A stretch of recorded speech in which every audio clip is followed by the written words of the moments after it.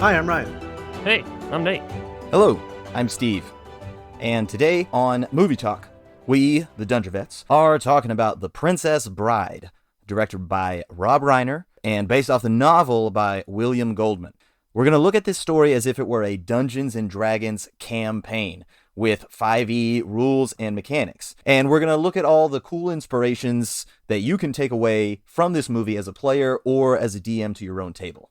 I had not seen this movie in years and years and years. And I really didn't remember it too well except for a few scenes. But man, is it good. It's even better than I remembered it. This movie is freaking awesome. I love this movie. My dad was a big fan of Peter Falk from his performances on Columbo. He plays the grandfather who narrates the story. But yeah, I've seen this film a bunch of times. I freaking love it. I love that 80s humor, almost airplane-like comedic tendencies it has. It almost has a Mel Brooks like feeling to totally. the film. It really does like hold up surprisingly well. Or maybe it's not surprising, but it holds up really well. It holds up great. It does. It's not offensive. Which is, rare. This came out in 87, so you might think that there would be some offensive things. But if there are, there's not many. Yeah, there are only a couple. Yeah. Not like Willow. But like in comparison to Willow, I think that the reason that this holds up much better is The Princess Bride does not try to take itself too seriously. And it goes through a couple of really critical high tension moments with something that is like, oh, okay, that's how they do it. That's kind of whimsical and not even realistic. But the whole tone of the movie allows for those moments to be okay and to be received really well. If you're wondering why we're even comparing this to the movie Willow, we just reviewed it on our last movie talk. You can go check that out on our Spotify or YouTube page, or wherever you found this, you can find that. It's very like lighthearted in tone and feel throughout, which I'm a big fan of. Despite death being on the line in several cases, they're still just joking about it in most cases or in most scenarios. And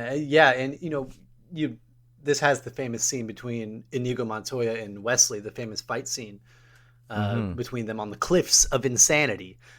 That's a D&D name right there. That's a D&D name. Oh, there's a lot of D&D names. Yeah, like Greenland and Australia. And what is it? The fire the fire swamp. The fire swamp. Yeah. And the machine. Yeah, there's a lot of fun stuff here. And then I think Inigo's story in general is one of the more famous, like, I guess you could call it quest in our line of thinking, that a character goes through. He goes and finds the six-fingered man.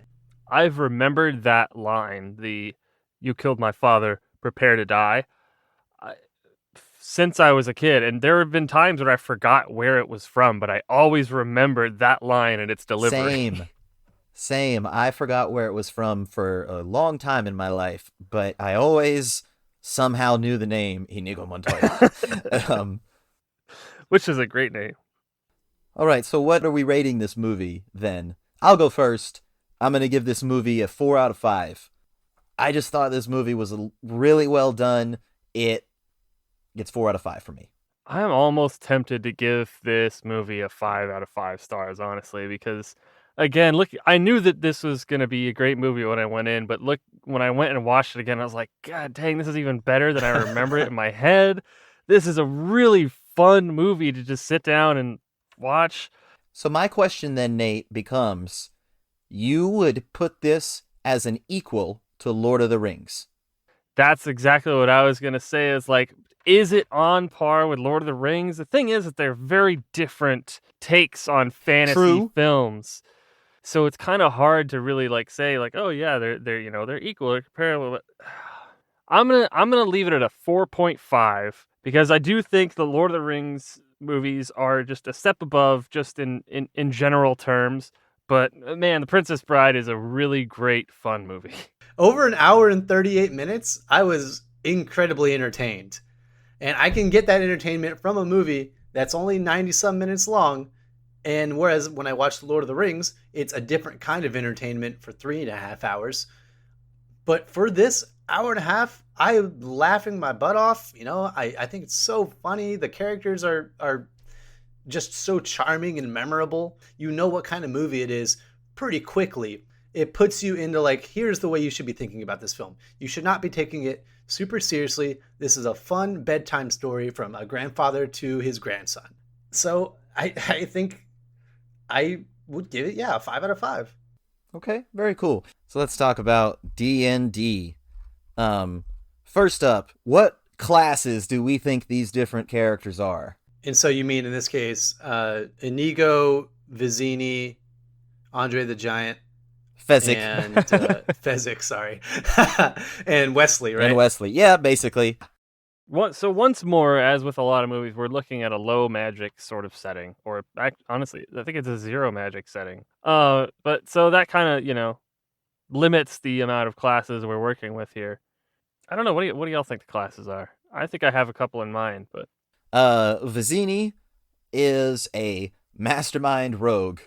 And his intelligence is maxed out, and his charisma's probably decently low, so that he's just like berates everyone he talks I don't think to. his intelligence is maxed out. I would say I would flip those two. I think his intelligence is very low and his charisma is maxed out because he's able to bluff like he's smart, even though he's not that smart. His wisdom is low because he thinks he's so smart. Okay, Yeah. I accept this. I retract my statement. I'm going to go with that. But he's clearly a roguish type, and the mastermind rogue is all about using their intelligence to outwit their opponents or what have you. And I do think it's fitting for him as a class. Yeah, especially given his goal, which is to incite a war between these two kingdoms. Yeah, very much so. Yeah, good. Fezzik, I made a barbarian because he's a little bit of a casualty of the difficulty in translating, but the point is he is super strong. He handles any strength check with ease, and so by raging and then having advantage on strength checks, that makes sense. And his outstanding strength, it makes sense for a barbarian. But I can accept anyone who tries to make him a fighter. All of these characters in this movie are fantastic and super memorable, and this is a great source to get so much inspiration from any of your characters. Like being Fezzik, being a barbarian, you can still be Fezzik. You don't have to rage, RP-wise, if you're using your barbarian's rage feature. You can still be Fezzik without the rage. Yeah, and not to get off on too much of a tangent here, but the way that a barbarian's rage, feature can be flavored, you can do a lot with that. And people have done some really neat things, like they kind of go into a trance. It's more of a meditative thing. It doesn't have to be, you foaming at the mouth and just going battle crazy. There are a lot of different ways you could take the rage mechanic and sort of play with it. Totally, absolutely. Anyway, that's my spiel. Barbarians are far more interesting than many YouTube class ranking lists would have you believe. 100% agree. Yeah, totally. But the most important and entertaining two characters, being Inigo and Westley, I think is the classic rogue bard combo. Inigo Montoya is a swashbuckler rogue, and Westley is a swords bard. Interesting. So where do you get the rogue from for Inigo, or Inigo as they call him sometimes in the movie? Everyone actually pronounces his name slightly differently, which I find kind of fun. So he could have levels of fighter, absolutely. It's just the inherent translatability of fencing with the light-handed finesse weapon, one hand up, and the swashbuckler is all about one-on-one fighting. It's all about dueling, and that's what he trained his entire life, is to duel one person. Not just be amazing with a sword in war or in a melee, but in a duel. And so I felt like swashbuckler just fit a little bit more. Yeah, I definitely disagree with you there. I would have him straight up just as a fighter all the way, a Battlemaster fighter with all the maneuvers and has the duelist fighting style. He has the whatever sword, long sword or rapier, depending if you're dex or strength. And I think you can do everything better, because who's going to win in a fight between a Battlemaster fencing versus a swashbuckler fencing? I think eventually the fighter is going to win that one. I agree, but that's not necessarily the basis for why we're creating the See, character. I'm tending more towards Steve's interpretation of things here myself, because I do agree. Like Inigo's whole thing is like this one-on-one combat, this very focused sort of thing, which I think is very fitting, flavor-wise and theme-wise, with the swashbuckler versus the fighter, which you could, and he's very focused on using the rapier. It's on theme. I think the flavor and the idea behind creating the character fits more with a swashbuckler than it does with a fighter. Even though a fighter, I agree, would be more effective, in that particular role. But I like the fighter swordsbard combo of Westley, who does beat Inigo. Mm-hmm. He does. I think it's shown that Wesley is just kind of good at everything, like a bard is. That's true. He's the main character. He suffers from main character syndrome because he is better than the strongest guy.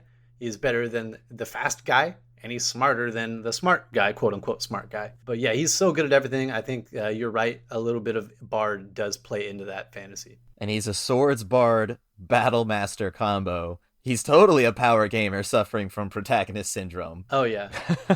And you know what? I like this. We could say Inigo has 3 levels of fighter, it being battle master. And in the fight then that they have, the one-on-one fight, they both use all of their battle master techniques. That's with their left hand.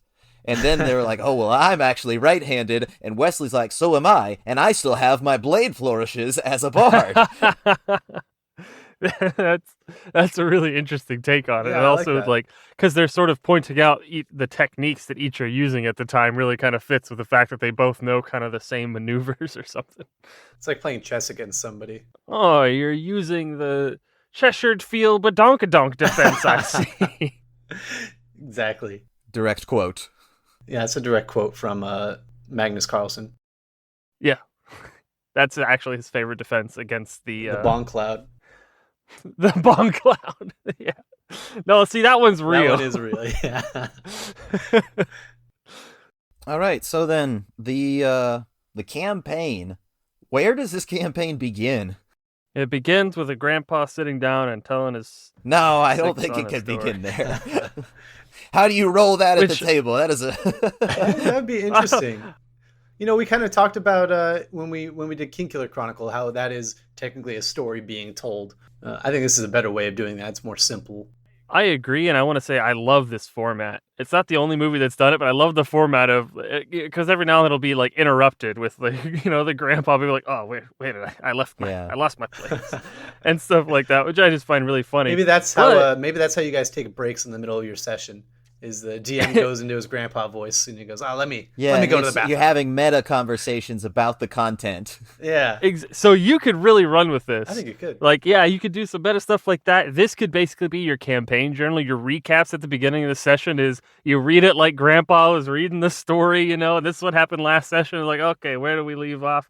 And now, boom, we go into our session. This is what happened. I love that idea, and that's kind of what you did, Steve, when in the last campaign you DM'd. All of the diaries that you read to us before each session was the recap from the perspective of the NPC bard that we had with us. And it was basically his retelling of what just happened. And so, yeah, I think you definitely could have this, grandpa telling a story. Yeah. So grandpa is the DM. All right, good deal. But so then I guess if you're asking where we start this campaign, yeah, I don't know where that is. I think it's the party of Vizzini, Fezzik, and Inigo kidnap the princess. Okay, and they're on the boats. All right, So you probably check from Inigo. You probably expand it more. You actually put together some sort of heist situation for these 3 PCs, being Vizzini, Fezzik, and Inigo. Is Vizzini a PC? I think so, in the beginning. Well, I suppose he could be an NPC because he does kind of drive the other characters in Fezzik and Inigo towards their conflicts with Westley. So I can accept that he could be an NPC. My original idea was that the player character of Vizzini was there and couldn't stay for the whole campaign, and so he had his arc end, and he then exited. I think I like the idea. I think that's good, but I think I like the idea of Vizzini being a DMPC and Westley being a PC who's just told not to kill. All the PCs are told not to kill each other. Okay, yeah, that it does make sense. I think it could go either way with Vizzini. And I think that's wherever he is, great RPer. Yeah, and I think it could be. This is one of my notes that I had is like it would be kind of an interesting concept to have either a PC or an NPC that the others are sort of reluctant to follow. And I think that could be a great opportunity for some good roleplay as a character, as a player character, you know? It's like this is just a guy that's paying me. I don't really have any interest in his stuff, but we got to do what he says, so on and so forth. And then likewise with Vizzini, whoever's playing him, whether it be the DM or another player, you kind of have to act like the part, you know? Yeah. There's a ton of RP that goes into like detailing the other characters' backstories too. You know, Vizzini says, you know, I found you in Greenland. I could have left you there. Yeah. And that's, you know, a bit of backstory from, you know, Fezzik. Apparently he's from Greenland. Yeah, I think the dynamic of being kind of obligated to follow and serve someone you might not necessarily really want to, but letting that develop over time could be pretty interesting for a campaign. Okay. So that we're probably, whether or not he's controlled by the DM or he's controlled by some separate player, Vizzini is serving the same purpose, which is to basically further the campaign for the other PCs. And so then I guess it becomes Fezzik and Inigo attempting to stop this other PC, and we have PvPs going on in the beginning. Yeah. Very respectful PvP, which is the way it should be. Well, Yeah. Everyone in this movie is so polite and respectful when they speak to each other. You know, as a DM, by the way, you can prompt your players. You can tell them like, hey, this is how we're going to get it together. Enjoy that kind of thing. Don't kill each other. But if you tell them ahead of time that, yeah, we're going to do a little PvP to get to know one another, I would be totally on board personally. And I think all the players, at least at our table, would be respectful about it as well. And I wouldn't mind losing to Westley if I was Inigo or Fezzik. Especially if you just communicate with your players. This is the part of the episode where we say, hey, know your table, know your players, and play to their strengths and what they enjoy. So if you have got some like super hardcore power gamers that just can't stand losing to anyone, maybe this isn't the greatest way to introduce them to the party or others to the party, via this format. But if you just have a group of great folks, yeah, get them together, give a little polite PvP, kind of testing each other out. Really, what better way to get to know someone than trying to kill them? And to know your teammates' abilities and strengths and weaknesses. Yeah. I think you could also just take it and run. Say Westley is able to convince the Inigo character to join him, and then now you have Inigo and Westley show up to Fezzik, and they're together, both able to just convince Fezzik to defect over to the party. I think that would be a more realistic way of doing it within D&D. And then you have a 3-on-1 against Vizzini, who turns out to be a high-level spellcaster, and it takes the combined efforts of the 3 party characters to defeat him. He actually is as smart as he says. He's not a wizard, he's a sorcerer, but he keeps saying he's a wizard. He's like, I'm intelligence-based, I'm the smartest person ever, but all of his power comes from charisma, spellcasting. Inconceivable. Me and my sister have been doing this back and forth of just character inspirations, and the concept of somebody having a catchphrase that they use for every single thing, even in times when it might not be applicable, like that time Inigo's like, I don't think that means what you think it means. That's a good quirk that you could just build an entire character out of, because D&D is about having fun and making lasting impressions with your character. And Vizzini makes a lasting impression, even though he has less screen time than anybody else. I love that he's the idea that he's on the DM or is the DM, because he is a DM who does not take their world super seriously. I could probably take a couple lessons from that, but he's from he's playing in a world that's like, you ever heard of Plato, Aristotle, Socrates? He's pulling these characters from history and then morons. They're idiots compared to me. And he references Greenland and Australia, and I think Patagonia and Asia. And he's Sicilian himself. He's Sicilian. So. That's right. Yeah. One of the classic blunders is going up against a Sicilian when death is on the line, along with a land war in Asia, which is a common saying. Yeah. Yeah, I have to agree. I think this sort of tone is almost dead perfect for a D&D to my personal preferences. Yeah. Agreed. But so then the party, which gets a little strange here. Kind of just Westley at this point. Wesley and the princess for a little bit. Westley, but so everything that just happened, Vizzini being defeated, is all session 1 in the books done. Session 1 is done. All the party has been established. Then it ends with the princess being saved. A little backstory there, and then the session 2 picks up with the DM saying, "Okay, you're all in this town now." They're in Florin, and all right, immediately Inigo and Fezzik are together. One's drunk, and they have to go and find Westley.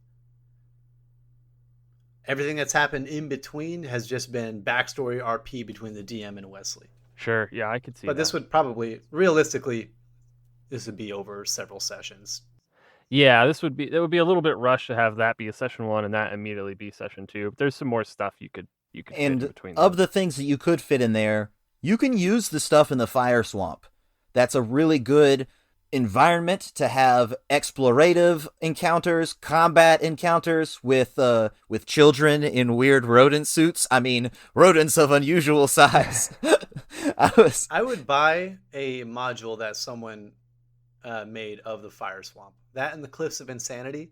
If you made those able to be used in your D&D world, I would buy that a second. The fire swamp was probably the biggest thing that stuck out to me. I was like, that's so D&D. Yes. Just random fire, amazingly deadly quicksand, and lightning sand, and these giant beasts. You have lots of different skill checks and encounters that you can make from that. But eventually they get out and make their way back to Florin. Like you said, how do they make their way back to Florin? Do they have to find horses? Do they have to get on ship again? There's lots of cool stuff to use up session time to get back to the point where we're on the rescue mission. The fire swamps are a great thing to take and drop in anything where, if you're playing in a large, setting geographically, and there's some travel time, that's a great way to sort of make it a bit eventful. It's like you're going to have to go through this very dangerous area for whatever reason. And yeah, put some skill checks going in through the flame spurts, skill checks, encounters. And some stuff to make it just okay, you spend 6 days going from A to B. I also love damn it, this might be my most D&D moment, which is normally what we say at the end, but when Wesley is like, the RUSs, I don't think they exist. And then roll initiative. An RU. That's a good one. Jumped by an RUS. Oh my god. That is a good one. This movie is chock full of good D&D moments, I gotta say. Oh yeah. I was gonna say it reads like a straight up D&D campaign. It watches like a straight up D&D campaign. Okay, so now we have the barbarian rogue combo going in for a rescue mission, and he finds the secret entrance by praying to his father. It's just what I was thinking of. It's the DM. He has set up this puzzle. All the things have been there. The players just weren't paying attention. All the pieces of the puzzle are there. And the rogue goes, I'm going to make a religion check and pray to my father, and then rolls something stupidly high. It's been 30 minutes. The DM is like, fine. You spin around and your sword feels driven towards this particular knot on this tree. And then bam, the door to the secret lair opens. It's a great way to save a moment where your players just aren't picking up what you're putting down. Yeah. So they're not really understanding the puzzle. They can't solve it. They're trying something desperate and be like, okay, you're going to get it, but it's not going to be through any, brilliance of your own. It's just going to be by pure sheer luck. So, he does the sword, and then he's like, he realizes, like, oh, it didn't work. And then he sort of like, ugh. But his hand then hits the right knot on the tree. Yeah. Old grandpa is looking out for the party there. And he said, "Hey, you found the secret entrance to the pit of despair." Another D&D name. Atta boy, great job. And then they go to the pit. Well, at that point, they also, before they're like, they find the albino and they're like trying to intimidate him for information, but Fezzik hits him too hard and he just gets knocked out. Yeah, I didn't mean to jog him so hard. Yeah, I didn't mean to jog him so hard. Like, man. Also, I love when the albino is first introduced. He like starts out with this voice. I can't remember what he says, but he's like, "Oh, and now we'll, oh, and now we'll." I just read on like a little trivia site that since we're gonna get to it in a second, Miracle Max had no lines. It was just he was allowed to do whatever he wanted. That's because I can't remember the actor's name, but it's Billy Crystal. Was in, like, it was Billy Crystal. Yeah, and I was like, oh, the wizard in this movie is playing a Billy Crystal impression. That's what, and I was like, I didn't recognize that it was Billy Crystal, but I knew like the voice, the mannerisms, the expressions. I was like, I know this person, but I can't put a name to it. Like, who is this? And I looked, I was like, oh yeah, okay, that makes sense. Ryan, you saying that makes so much sense because when he says, "Now get out of here or I'll fetch the Brute Squad," Fezzik says, "I'm on the Brute Squad," and then he immediately snaps back with, "You are the Brute Squad." And I was like, did you bring up the Brute Squad just so you can make that one-liner to him that he's big? And it's just like, yeah, he definitely did because he didn't have any scripted lines. Didn't have any scripts, and he also goes off, true love is the greatest thing on earth except for an MLT. Mutton, lettuce, and tomato. Oh my god. A great, memorable NPC placed by the DM there. Every once in a while, parties just fall in love with NPCs. Okay, but the Pit of Despair is a great dungeon opportunity also. Yes. You can make it longer. You can make them have to go through some tricks and turns and twists and combat encounters with guards before they find Westley hooked up to this torture machine. The machine.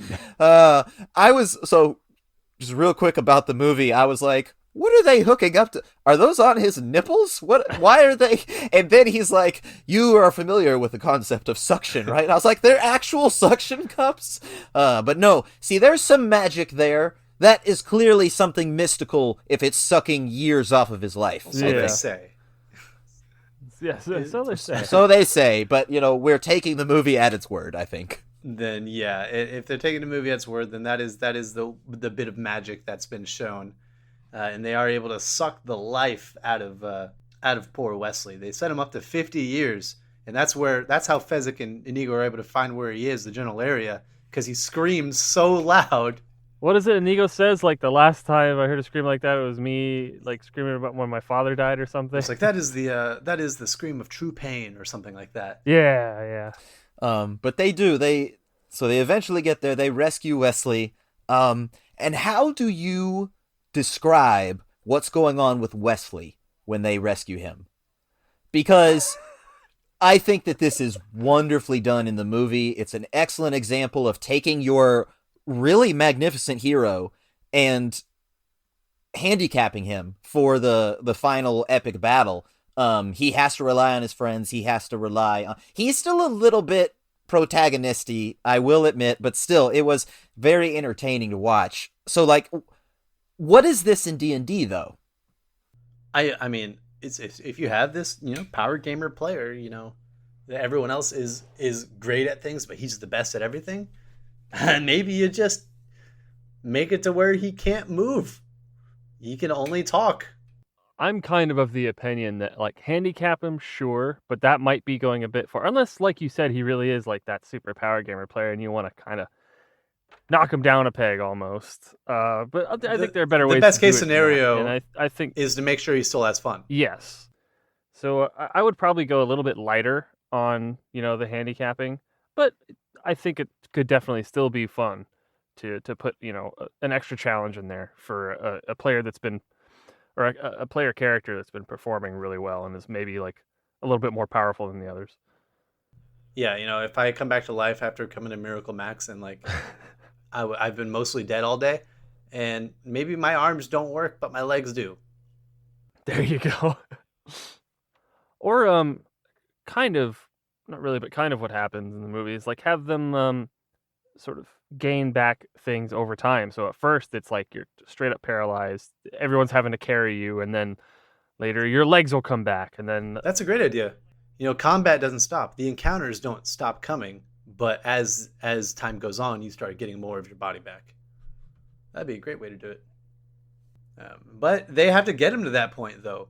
The Inigo and Fezzik have to do a medicine check, or if it's inconclusive, they have to take him to Miracle Max, Billy Crystal. And then they have to beseech Billy Crystal to save, to save their friend.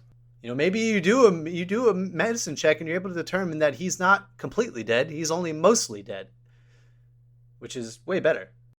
Well, it's also not true love, at least not at first. It's actually glove? What, to bluff? What does he say? To bluff? Yeah, he goes, to bluff, which means to bluff. You probably lost money playing a bunch of cards or something. And then, yeah, that's... If you don't get what we're saying, just go watch the movie. Do yourself the favor. it's only like an hour and a half. Yeah, we're not asking you... This isn't Lord of the Rings. We're not asking you to sit down for 12 hours. Which, by the way, for whatever reason, again, I hadn't watched it in so long. I thought that this was a much longer movie. Maybe I just, time is experienced differently when you're very young. And I was expecting, like, okay, I got to set out some time to watch this thing. It's like, wait, no, this is a pretty short movie, and it's a great ride. Does not waste time. Yeah, 100%. Not a moment is wasted in The Princess Bride. We talked about when we watched Willow, how it seemed like Val Kilmer had a really fun time playing Mad Mardigan. I think that, what's his name? Carrie Eulis had a wonderful time playing Westley. He's talked about it. I know I saw in some interview that he did. He was talking specifically about the scene on the Cliffs of Insanity, the duel, and it's always nice to hear like the actors, like the people involved in the production, really enjoyed it as much as I've enjoyed viewing it. I specifically, though, when he's like paralyzed and he's coming out of it and he's all limp and everything, and he like kind of rolls his head over to look at people, his face physical acting is so good there at the end. It's so funny and entertaining. It reminds me of stupid stuff we would have done in the military when we were in the military. It's just like a lot of physical comedy in the military, A lot of stupid shit. No bones. No bones. Oh man, that's an old joke. I think the stupidest game we ever had, and probably one of the most long running, was if someone touched you and told you to do something, you just had to do it. I think that was the whole premise of the game. Premise, right? Yeah. We were playing D&D before we even realized it. I met my current partner that way, technically. So, I didn't meet her, but we got together thanks to that game. So. Oh wait, yeah, didn't somebody like touched you and said ask her out or something like that? And I was like, I'm sorry, I have to do this. And all these years later, we were already kind of, what do you call it? Oh, don't ruin the magic! Don't ruin the magic. That's how it happened. It was true love. I meant to qualify that because it wasn't just a random person. No, we were known to one another. Oh. But not let's not in the biblical PG. Not in the biblical sense. All right. Yeah, all right. So moving on now, we have our party of Fezzik, Inigo, and Westley breaking into the castle, and we have this cool encounter where they decide to get through the front gate and get past 60 men. That this was the thing that tipped it over and was just like, yes, I'm gonna make Westley a bard.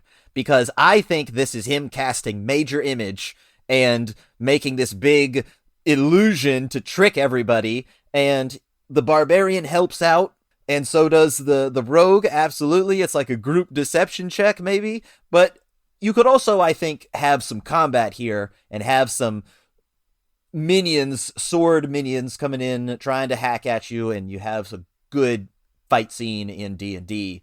and they break You know, in. and finally, after all these movies we've been watching, the DM, these players, this party, sees that there is this obstacle that will kill them, and they just don't go for it anyway. They think of a way to get around it. They come up with this plan to intimidate and scare most of them off. DM describes the situation. There's where you need to get. There's 60 men out in front. What are you going to do? I think there are a lot of different ways you could handle it, but I really like the idea of everyone sitting down and be like, okay, here's what my character can contribute, and here's how that goes. So the barbarian, they're rolling an intimidation check. The bard is casting major image. Inigo, He's helping keeping the thing up. yeah, there you go. All of this in support of, basically, I mean, the barbarian is kind of like the focus of it in this. He is the face in this case. Yeah. Of this effort. This is one of those times where it's not in the rule book, but I would almost give like double advantage for this. You lower the DC. Yeah, lower the DC is probably the more appropriate way to do things. But I'll be honest, if I were the DM and my players came up with this kind of plan faced with that situation, I'd be like, I'm letting it happen. I was going to say, like, I'm going to have them roll, but I've already got it in my head, like, this is going to work. Like, you guys need an 8. You guys have done so much. You guys need just get an 8. That's all I'm asking. Like, this is so well done. I'm not, you guys deserve this. That's a good point to highlight the two differences of D&D. Is like, at one point you're playing a game, you're trying to win or lose something, and that's like the roll of the dice. But on the other hand, you're trying to create a memorable, entertaining story with your friends. And so, as the DM, sometimes you need to prioritize the story. If the table went to all this effort and they had fun creating this plan, and then implementing it is so fun, and that's the point of the game, allow that to there are flourish. a lot of reasons to let things slide as a DM, or basically like, let things succeed. Give your players a boost, and there are almost none to do the opposite, to make them fail, in my opinion. Unless you're at that kind of table, whether you want the hardcore, like if I do something stupid, if I stick my head into a mimic, I want my hand to come off. Very if true. You're at that kind of table, but otherwise you're hanging out with your friends or people you want to be friends with, and you just want to have fun. So, rule of cool. I've heard it said before that you should know your players. That's I think we should say that more. I think so too. I think that's, it's a nice simple way to get our point across. I really like the strength check afforded to Fezzik to stop the portcullis from coming down. This is a great example of what we're talking about, how the movie doesn't take itself too seriously. He catches it just with palms up and then slings it back up. But you can describe this in a much more epic, cool fashion for your players. And because that act of strength is unbelievable. It's incredible. And it's a perfect thing for the barbarian to be able to contribute in the epic moment. Totally. The next part that happens right after that, after Fezzik catches the portcullis, throws back up, and they're locked out with the guy with the guard. And it is a small scene, but the Prince Humperdinck, how have we not talked about him yet? Anyway, Prince Humperdinck talks to this guy, like the captain of the guard or whatever, and there's a small moment where he's like, well, I have the only key.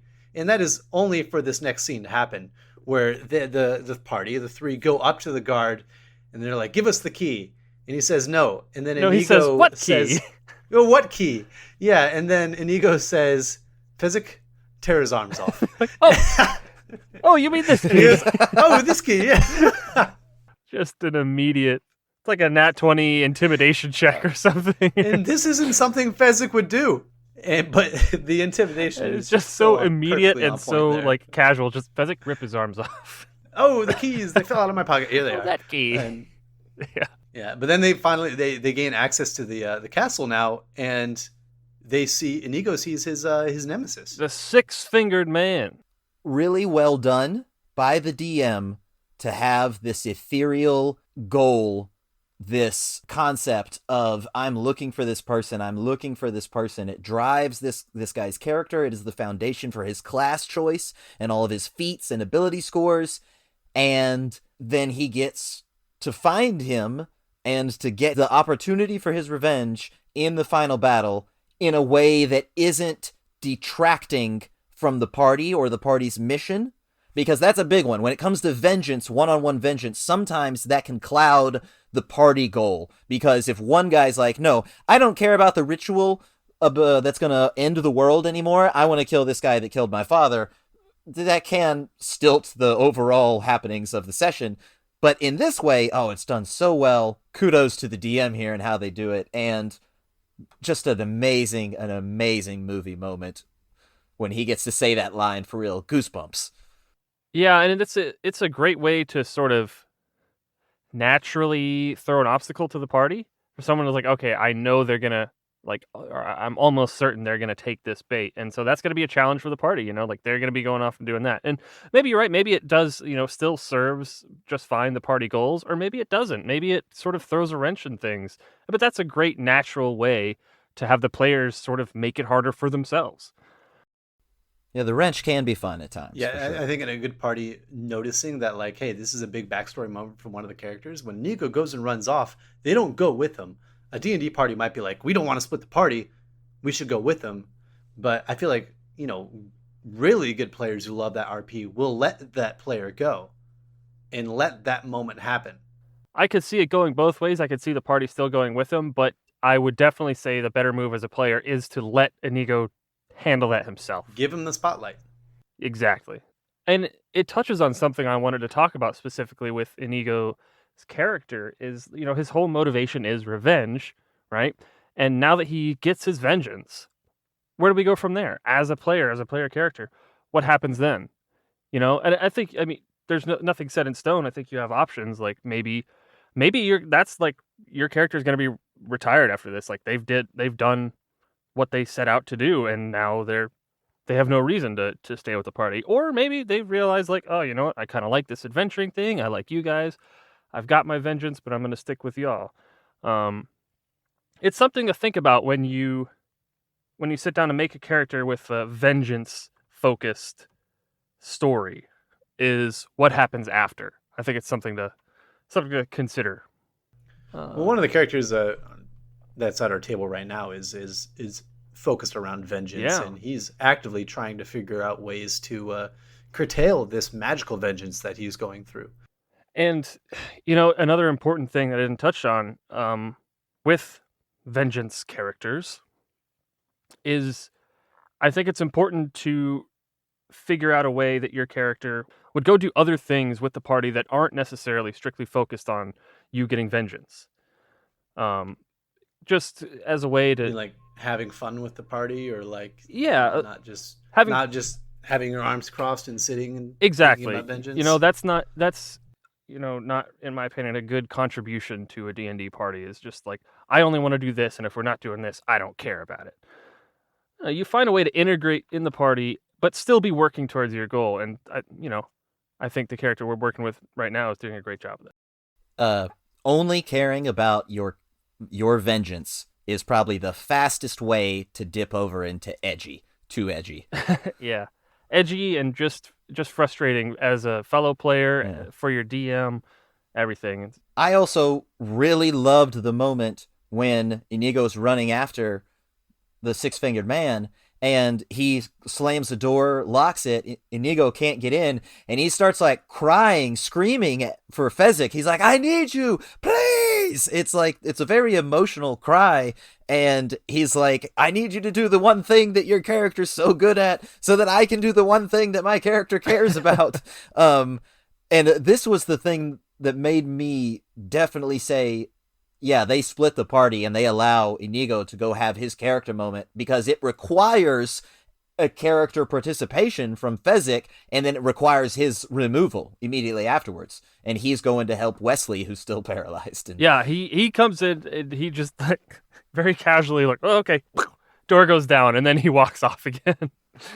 Strength checks are nothing for me.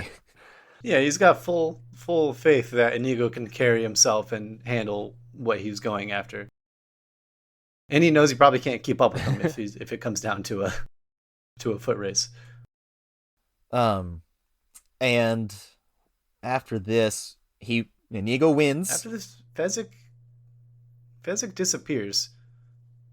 Westley somehow gets upstairs. He goes and puts Westley in bed. Fezzik has a mission of his own that isn't really shared until it's revealed. Yeah, he goes He's the only one thinking he ahead. goes upstairs, puts Yeah. Westley down, and then goes down to secure a getaway. And I had already decided to make him a bard, but then when Westley defeating his main opponent is based off of a deception check, I was like, oh, that seals it for me. That's a bard move like crazy right there. Yeah. And the way Humperdinck reacts also is another thing that screams D&D to me. Like he rolled a really high deception check, and Humperdinck is like, "Okay, yeah, I guess that makes sense. I'll just believe you entirely." The way he sits down. He drops his sword and then goes over to the chair and sits up straight with his hands on his lap, ready to be tied up. It really is like a good depiction of how I imagine this happening in D&D, because it's not like a super realistic response, but like you rolled really high, you're gonna, probably just get accept your what you're fate. going for, and that's it. So he just sits down.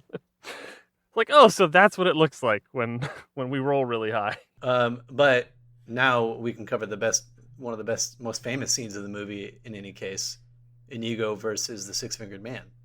Well, I mean, it's a combat scene. It's a 1v1 combat scene, Yeah, right? I mean, Yeah, I guess it's less spectacular in D&D, and it's more just cinematically brilliant. yeah. Yes. So satisfying.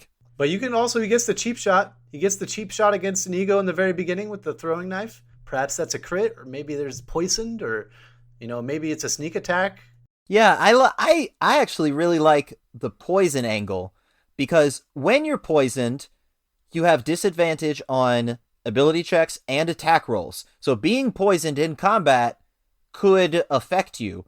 And I like this idea that the first round or 2 rounds of the battle do not go in Inigo's favor, and in fact they go heavily towards the Six-Fingered Man's favor. But then Inigo starts making saves, and he action surges, and he second wins and uses up all. He gets a nat 20 on his sneak attack, and he just starts making all these incredible rolls right at the epic moment. And he says, "I want my father back, you son of a bitch." I love the idea of player going into this knowing like my character is better than this person. They are more powerful. I'm going to beat them. But them, the enemy, the arch nemesis here, using those sort of cheap shots to sort of bring him down. I think that would be really really engaging as a player to be like, God, it would be frustrating in a satisfying way to at first be like, poisoned like this or something and be like, God damn it, I know I'm better than him. I know I can beat him, but now I've just got fucked by this stupid thing. But then, making those saves, using your features to overcome it, and of course eventually getting that baddie. Well, that's basically the end of it, Hello, lady. Everyone lives happily ever after. All right, that wraps it up. Bye, everyone. Wait! We haven't talked about the best parts you could get from this movie and bring it into your world, in your campaign. And I think that is the backstories. You could have this entire movie be a backstory for your characters if you wanted. Or you could have this movie be the setup for the backstory for Princess Buttercup, and Buttercup being a player character in a later campaign. Which I think that would be where I would go next, is you now have a party of 4, including Buttercup, and you can now go adventure like that. But the Dread Pirate Roberts being a backstory is one of the coolest things I've ever heard. Totally. Yes, agree. And the fact that it's a story passed on from individual to individual, this was another thing that made me make Westley a bard. Mm-hmm. And it gives you connections, it gives you reputation. And looking later down the line, maybe when you're finishing the campaign, or maybe just as a major moment, you get to find someone to pass the title on to. And you mentioned what happens after for Inigo. I think that's kind of what happens. Westley says as they're jumping out the window, "You'd make a fantastic Dread Pirate Roberts." That's true. I could see that happening. This is all a backstory for the character of Inigo Montoya. Personally, I like what Ryan said, that now you have a party of 4. Buttercup probably isn't a princess. She's like a wizard or something like that. That way the party has some good magic balance to it also. You can be a princess and a wizard, okay? Also, she's like not even a But she's princess. not. She's No, a farm She's a girl. commoner. she was common. Okay, yeah, I'm just going to mention this briefly, this stupid 80s tropes of that she only calls him farm boy. They never speak to each other, and yet they fall in love. That's not how love works, boys and girls. Don't believe that. How would you But know? they're so hot. That's, that's all it takes. When you're as good looking as Carrie is. Yes, he was. God, He is such a handsome man. Except for his mustache. I Disagree. I think he wears it well. I would personally shave it, but it's not something that really detracts. You're right. It doesn't detract. He's very handsome. All right, so like, God, we already talked about a lot of D&D moments. There's so many. What's your favorite D&D moment then? Honestly, my favorite, and the one I was gonna say was him praying to his dad and finding the way down. That or the deception check at the very end, him saying I can stand and I will defeat you. Like, that's totally a deception check, no question about it. Hey, what's You're about biased because you're the bard. You're the bard of the group. That's true. I love all the bard moments. This is a Bard's movie. So for me, I think Mad Max. Miracle Max. Or Miracle Max, sorry, not Mad Max. Mad Miracle Max, maybe. His entire existence, I think, is a D&D moment. I like to imagine that that Westley accidentally died, and that he needed to come up with, the DM needed to come up with this person capable of bringing him back on the spot, and came up with Miracle Max, who, is doesn't have a backstory. He makes it up on the fly, and all of the lines seem like they're also on the fly. I've certainly had to do that with characters, NPCs, all the time. That the party finds something that they need, but you didn't prepare for it, so you make it up on the spot, including their entire personality, backstory, the way they speak. And yeah, I like this idea. It seems like the DM really finds himself in a groove with the character of this NPC, because he just randomly pulls out a wife that they bicker all the time too. He's just doing this bickering for the player's benefit. Mm-hmm.